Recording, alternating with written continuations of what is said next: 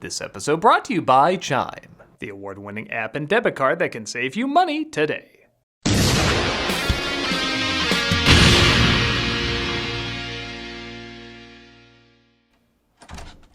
Leaving my room, closing the door, walking down the hallway, exiting the hallway, walking in the living room. Treasure Planet, what are you doing here? I heard you were going to do a review of me again? Well, yeah, I reviewed you once for DisneyCember, and people want me to give you another shot. Because you thought I could take more of your hurtful words? No, Treasure Planet, it's nothing like that. I still remember what you said to me. I said you were beautiful, and I still mean it. And that's it? Of course, it's not a Treasure Planet. You're just not for me. Well, the box office agrees with you. Don't be like that, Treasure Planet. You just want to reopen old wounds. You have a fan base now. People who love you. Tell me if I'm crazy, but that wasn't just another night for either of us, was it? I mean, we really got to each other, didn't we? Why won't you let me in? Why? You got it. I know you've loved me since you first reviewed me, but I don't know what to make of all of this. I really don't. Look, sometimes I don't know what to make of all this. It's just something I gotta do. Why? Because it'll get a lot of views. Look, I try to avoid this, but I can't. This is just how it is. You're not a perfect movie. I don't have to be a perfect movie. I just gotta know. You gonna try to love me? I'd like to. I got all the camera equipment set up, and I gotta go to work.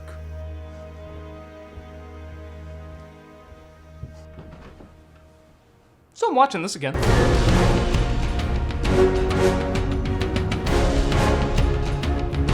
In 2002, while Disney was thriving in computer animation with Pixar producing hit after hit, their hand-drawn films were not pulling in the same numbers. Not to say they all bombed or many of them wouldn't get a following later, but 3D was clearly the popular new kid with all the hot toys, and 2D was a kid who drew cool comics in class, but when he started to explain what they were about, you were like, I'm gonna go play the PS24 that Pixar's parents just got him. Lots of artistry, but not a lot of interest. Well, Disney put a ton of money and effort into a passion project originally called Treasure Island in Space. Clearly, that title would have made it a hit. But the film ended up bombing big time at the box office, being one of Disney's last big budget hand-drawn films.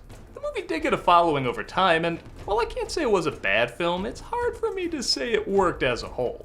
The ambition is clearly there, as well as some good characters and ideas, but for an idea as crazy as Treasure Island in Space, I felt like it either needed to go crazier or more restrained. Star Trek is an amazing world, but it thrives on limitations and strict rules to make the world feel livable. Fifth Element is an amazing world too, but it thrives on bombastic visuals and looser rules to make the world feel surreal. Treasure Planet tries to be something in between and at times succeeds, but other times doesn't know how to combine the contrasting styles, so it can end up taking you out of the world rather than sucking you into it. But I've been wrong in the past. There's been times when I didn't like a film and then revisiting it years later, I actually enjoyed it quite a bit. So maybe something similar will happen here. Because a lot of people have asked for it, I'm gonna give this flick another shot. So let's not waste any time. Lord knows you've wasted enough time with me. This is Treasure Planet. Or that was Treasure Planet. I don't know how this works. We open with a backstory about a ship getting its treasure stolen in space. The notorious Captain Nathaniel Flint. This is actually a literal audiobook viewed by a young Jim Hawkins. Flint and his band of renegades swooped in out of nowhere. Like fire! Space fire! Vanished without a trace. But Jim's mother, voiced by Laurie Metcalf, says he shouldn't get excited because the lost stolen treasure is really more of a legend. I know it's real. You win. It's real. Is it wrong to say I'm kind of crushing hard on Mrs. Hawkins? Is this what 40 does to you? I don't think I had a thing for animated mothers, but if you put Mrs. Hawkins, Mrs. Hughes, and that Big Hero 6 meme in a room, I don't think I miss the real world. I love you. Love you too. Don't let the cameos bite. Cut to years later as young Jim, played now by Joseph Gordon-Levitt, has grown up into the most 2002 teen to ever do 2002 activities. Okay, so while Hawkins is handled pretty well, this does point out one of the problems of the flick. It's not that it's Treasure Island meeting a timeless take on the future, it's that it's Treasure Island meeting 2002's take on the future. Don't get me wrong, sometimes there's a charm when Disney tries too hard to be cool, resulting in something that's adorably of its time. But when your lead has this haircut, these clothes, is doing more X Games than one of your most 2000 straight-to-DVD movies, and then goes home to a mother who's dressed like this? Do I really have to explain how hilariously these two styles don't go? You would think that. Hating steampunk. Oh, we're doing this? Yeah, we're doing this. You want to go here? Yeah, I want to go there. You want to keep going with this? Because I'll go with it. I'll totally go all the way with it, man. If you want to keep pushing, if you totally want to keep pushing, I can. All right, you're not good, steampunk! At least in my opinion. Yeah, I'm sick of people saying if you don't like this style, you don't like steampunk. Steampunk is awesome. In fact, I'm a big fan of animes that engulf themselves in them. Last Exile, Steam Boy, even some of Miyazaki's films work in a fair amount of it. But I just don't think this gels as well as other steampunk properties. Steampunk has a very heavy lean on mixing 19th century fashion and steam-powered machinery with futuristic technology. There's variations on this, but you get the idea. It's half Victorian era, half future sci-fi. The two opposites are so different they equally balance each other out. But the creators themselves said they had a 70-30 rule, meaning they worked in 70% 18th century rules and 30% science fiction rules. Mixing that with the clear 2002 rebel teen tropes to me makes something that doesn't balance out as well. Saying this is steampunk is like when AFI said E.T. and Wizard of Oz were thrillers. I guess it's technically true, but I don't think it's the purest representation of the genre. But just because it doesn't always balance out doesn't mean it's not amazing to look at. While sometimes some of these creatures and mechanics can look a little generic, a lot of the times it looks pretty cool. I remember looking at this moon thinking, oh, they're doing that thing where the stars are in the shadow of it. Classic animation mistake. But then later they showed That's no moon. it was a spaceport. I was just in the background the whole time, fooling you. See, little touches like that are where I think this film is spectacular. Just because there's some things that don't always go together doesn't mean there's not a ton of things that do. Speaking of things not going together, the man catches rebellious 2002 teen, caught breaking the rules because, nobody gets me. We apprehended your son operating a solar vehicle in a restricted area. Violation 904. And also selling cocaine to 6-year-olds. What? Thankfully, the child was already made of cocaine because, that's just the kind of weird world we live in. Jim's mother runs an inn where a doctor named Delbert, played by David Hyde Pierce, and much more laid back than his brother Dilbert, The best advice I would give to white people is to get the hell away from black people. Go away. tries to show support. Are you the boy's father? Oh, What? No. good heavens, no. Not you. He's just an old friend of the family. I do kind of like that look there. Despite the characters' lines not usually being that funny, they do sneak in a lot of humorous reactions. Like, what kind of dog's bitch am I dealing with? And am I a dog's if I use the word bitch? A ship crashes outside and a dying alien exits. He's a coming. He's after me chest. I told Kevin Spacey I don't like being touched there. Beware the cyborg. He hands Jim a metal sphere and says beware the cyborg, just as more unpleasant visitors break in. Take that, you stupid chairs! We've detained the furniture, sir. The inn burns down and they make their way to Delbert's, discovering the sphere is a map to Treasure Planet. All my life I've been waiting for an opportunity like this, and here it is, screaming.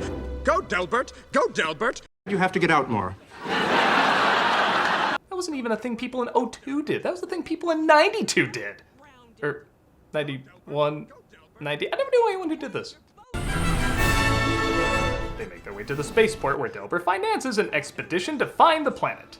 And yes, shenanigans will be aplenty. Allow me to handle this. Stewardess, I speak fart. No, really, they make that joke. I'm fluent in flatula, Jim. You see, kids, butt sounds are funny. We didn't know if you, children, understood that. So we wanted to make it very clear. Perhaps you would join us after the film for another important lesson. We're introduced to the captain. I am Catwoman. Hear me roar. Who's named Amelia, played by Emma Thompson. Mr. Arrow, sterling, tough, dependable, honest, brave and true. Please, Captain. Oh, shut up, Arrow. You know I don't mean a word of it. I went to my fur affinity page and it is haunting. Jim is also introduced to the cook, played by Brian Murray. Bringing such fine-looking distinguished gents to grace my humble galley. Had I known, I'd have tucked in my shirt. Excuse me, I was just adjusting me Long John Silver there. It's also made of metal. Cyborg. I was supposed to wear those. These gears have been tough getting used to, but they do come in mighty handy from time to time. Holy smokes, the animation on that guy. Oh, my head. Wow. What is it? Oh, nothing. No, it's just the way the light's hitting your movie. I just forgot how truly beautiful your animation can be. Oh, you mean this whole thing? No, really, sometimes your animation can be mind-blowing. I am mesmerized by the movement on this guy. It isn't just the mix of 2D and 3D, though it does combine extraordinarily well. But every muscle, every wrinkle, every part of this dude's body moves like it has a life of its own. Yet it's still part of one character. You know how it took like 6 puppeteers to make Jabba the Hutt feel alive? This feels like it took 20 animators per scene to make him feel alive. Whenever he's on screen, I can't stop marveling at him. Like every waving of an arm, blinking of an eye, or stepping of a leg took months of planning and development. I don't know, maybe it's because hand-drawn animation isn't as prevalent as it used to be, but I am legit blown away by the artistry put into this character. Aw, do you really mean it? Oh, look, the flying whales from Fantasia 2000. I guess they wanted to be in another bomb, huh? Oh, you really know how to ruin a moment. But Jim doesn't seem to get along with a crew member named Scroop, played by Michael Wincott. You ever see what happens to a fresh pulp when you squeeze real hard? It squawks, Fagin. It squawks. Silver says he's gonna keep a close eye on Jim as we listen to I am a question to the world. That classic 18th century in space 2002 music. Okay, so like I said, while the 1700 stuff mixed with sci-fi sometimes works, sometimes doesn't, the 2002 stuff really doesn't work and is crazy distracting. However, given Disney's desperation to sell out a lot to get what they saw as a hipper audience on board, I'll give this movie credit, it sells out only a little. As unfitting as this song is in this world, the visual storytelling is well done, showing Jim's father abandoning him as a child. Hell, even that's kind of refreshing. There's always a dead parent in Disney movies, and it's usually the mother, but not only is it the father this time, but he's just an asshole who leaves. Sometimes that's an even harder thing to deal with, and while that trope is certainly more common now, back in 2002, especially with Disney, it wasn't really. So, even in some of their own cliches, they find a new spin that would end up being more common later. And you gotta give credit for that. One of the writers also took issue with the fact that Jim is not a little boy in this one, but rather a teen, saying all the emotions would be heightened much more if Jim was younger and more vulnerable. I respectfully disagree. That works fine in the original book, but here, despite me making fun of the 2002 rebel teen trope, it does show it's hard for him to be more open around people, so when he does let his guard down and become more vulnerable, it means more. It makes the relationship between him and Silver stronger. See, I harp on this film because the potential is so strong, and when things are done right, they're done really right. And I want to see them continue to be done right. So, you do care.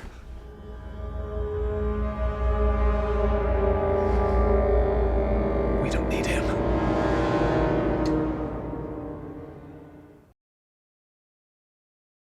Ah, summer.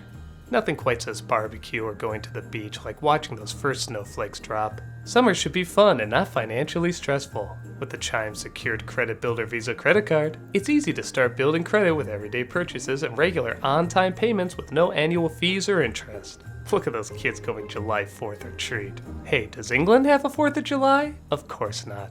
They abolished it after the Revolutionary War. And if your credit scores grow, so could your opportunities for lower rates on loans like a car or home. The Chime Credit Builder Visa credit card has no annual fees, interest, or credit check to apply. Use it anywhere Visa credit cards are accepted. Build credit using your own money.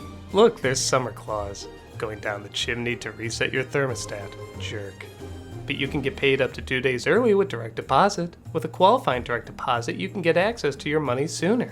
You can even send and receive money. Use Chime to pay anyone, Chime member or not, and cash out your money fee-free. You can even have access to over 60,000 fee-free ATMs. That's more than the top 3 national banks combined. Easily find one near you with the Chime app. You can even use it this summer's Giving, the holiday where we celebrate showing up late and leaving early. Cause you know you made it out there. That's enough. With Chime's secure credit card, you can improve your credit scores all summer long. Get started today at chime.com/nostalgia. That's chime.com/nostalgia. Chime. Feels like progress. Ah, the Summer Fairy. What words of wisdom do you have for us today, Summer Fairy? The Chime Credit Builder Visa credit cards issued by the Bancorp Bank, NA or Stripe Bank, NA spot and eligibility requirements and overdraft limits apply. Out-of-network ATM withdrawal and OTC advance fees may apply. Terms and conditions apply. Go to chime.com/disclosures for details. She says that every year. We think she's sick. Summer murmur. Hey folks, we're starting YouTube memberships. If you want access to emojis, polls, behind-the-scene videos, and other perks, check out and see if you want to become a member. After being introduced to a little pet named Morph, a clear comic relief, but not intrusive one, that comes later, an exploding star threatens their journey. The star Pelusive. It's gone. Supernova! I've heard that expression so many times, I forget it's something that can literally happen. They take evasive action. I have to say, compared to other hand-drawn movies that use CG backgrounds, this one really blends them well. Like, you can still tell they're CG, but the way they move throughout the shots, especially when doing a shaky cam effect, is impressively immersive. Even Prince of Egypt, which I thought melded the two beautifully, had a little bit of a disconnect at times. But I think here the lighting and shadows helps hide the differences between the two styles. It's very cleverly done. It's devolving into a black hole! Again, Disney, I wouldn't be pulling references to other bombs in this bomb. When the second in command is literally hanging on by a thread, Scrooge puts an end to that problem. They looked like big, strong hands, didn't they? Hawkins is framed for his death, instantly turning the crew, which was already against him anyway, against him even more. Mr. Arrow was a fine spacer. Finer than most of us could ever hope to be. He was a great rock thing. I don't know what any of us are. Silver tries to make Jim feel better about his supposed mistake. When the time comes, you get the chance to really test the cut of your sails. I hope I'm there, catching some of the light coming off you that day. At the heart of the movie is Hawkins and Silver's friendship, which is what the heart of the story should be. For all the moments that feel like they're trying to cash in on what's cool at the time, the center of the story is timeless and what ultimately makes the tale a classic. That and the fart jokes, of course. Will you let us have nice things, Disney? Morph also once in a while overstays his welcome. I don't know why that always happens with characters named that. Morph, knock it off. It's too early for this. Ow! Hey, Morph! No, I'm not saying I want this scene to happen, but you're pushing it, you little snot bubble. Hawkins finds out this is mutiny, Mr. Every Odd Dog's character in one. The Silver takes over the ship while Hawkins takes Delbert and the captain the rest of the way to the planet. Amelia gets her arm PG'd, so Delbert stays with her while Jim scouts ahead to find there's no sign of intelligent life anywhere.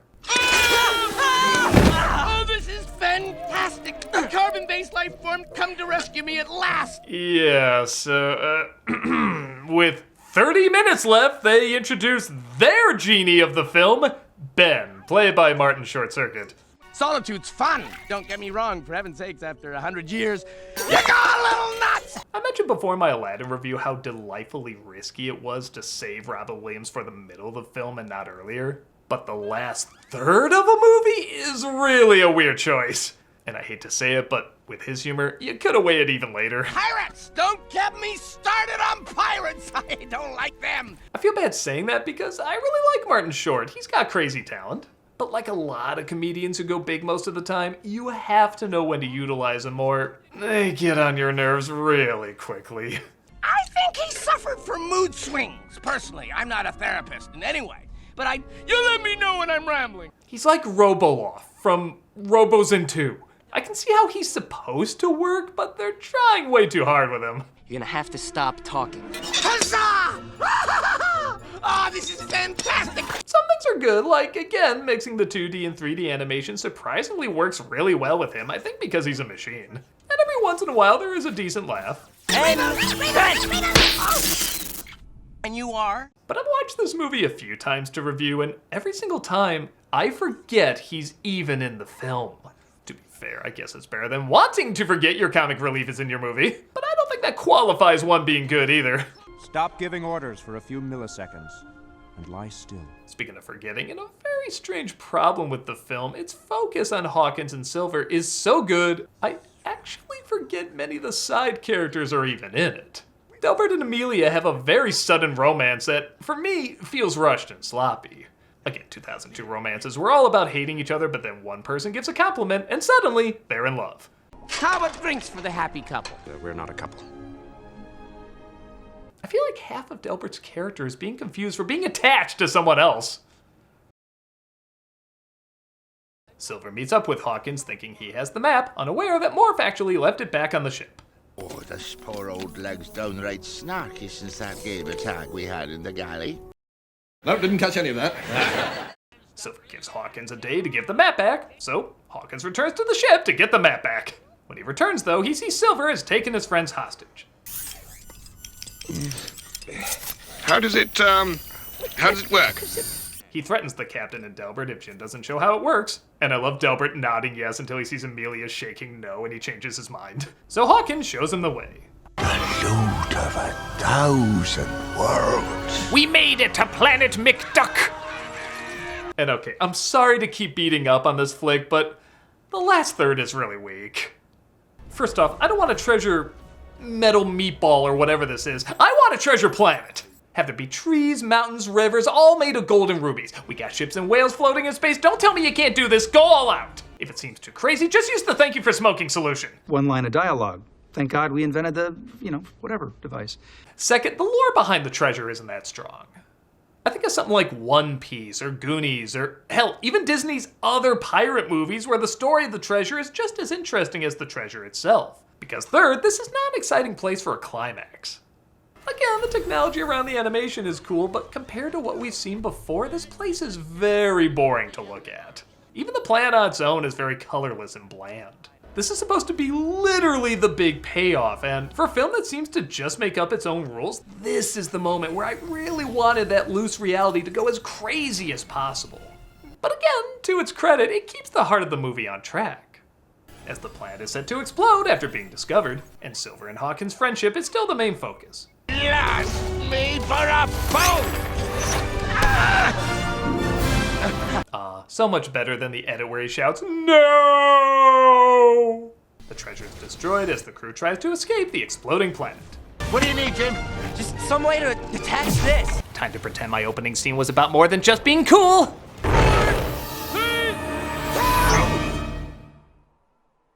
It's good to see the sun. No, they make it just as Silver tries to sneak away without facing trial. We'd just as soon avoid prison little Morphy here. He's being in a cage. It'd break his heart. Okay, I'll hold on to him, and you'll be hanged.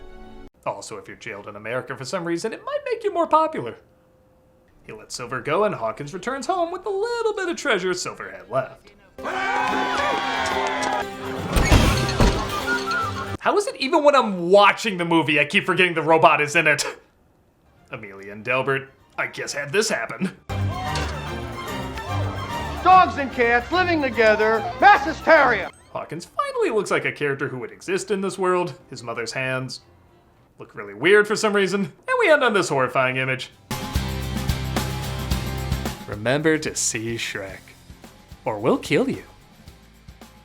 And that was Treasure Planet. Yes, there's a lot of flaws, but can I really tell someone not to see this? Maybe I took hand-drawn animation for granted back then, but seeing it cleaned up with its amazing colors, imaginative visuals, and strong friendship between the hero and villain, it's hard to tell someone this isn't worth checking out. Yes, the world building is wonky and there's moments that don't balance out, but you can see and feel the love and dedication put into it. The money truly is on the screen, and I think the problems it has can be overlooked when you realize how well done the main friendship in the movie is. It's the heart that keeps it afloat, and if you're like me and didn't get into it the first time, give it another watch. You might find something you may have missed before on the horizon. And quite frankly, I have an apology to make.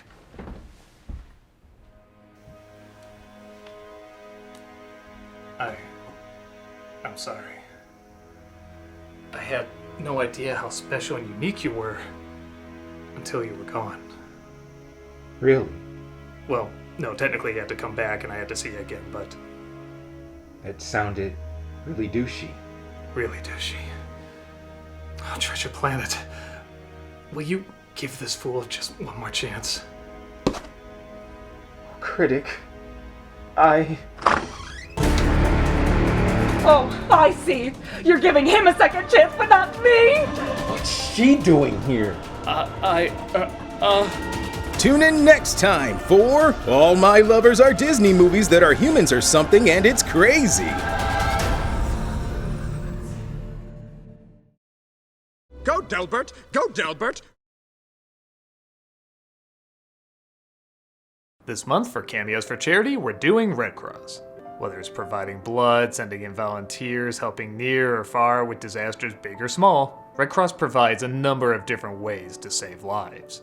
So if you want a cameo of me saying happy birthday or good luck or whatever, click on the link below and be giving to a good cause. Or if you're like, screw you, I can't even look at you, well, consider giving to this organization anyway. You can give money, give blood, or even volunteer. They're amazing people that literally save lives and you can help them out. Click on the link and see if this is a cause you can give to.